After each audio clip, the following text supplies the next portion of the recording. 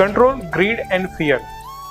ભગવદ્ ગીતામાં જ્યારે આપણે જોયું કે શરૂઆતમાં અર્જુનને એક વિષાદ યોગ થયો. કેમ વિષાદ યોગ થયો?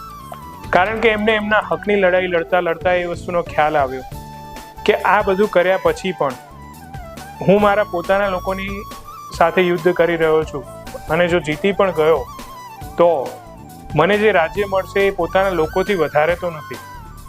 પણ તેમ છતાં પણ યુદ્ધની શરૂઆત તો થઈ ગઈ હતી. મતલબ કંઈક તો હતું, કંઈક ફેક્ટર તો હતું જેના કારણે યુદ્ધ કરવું જરૂરી હતું.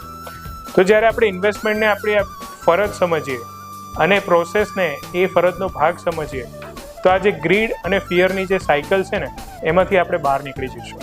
અને એટલે જ ભગવદ્ ગીતા આપણને યાદ અપાવે છે કે ગ્રીડ અને ફિયરથી દૂર રહીને આપણું જે કર્તવ્ય છે એ આપણે કરવાનું છે.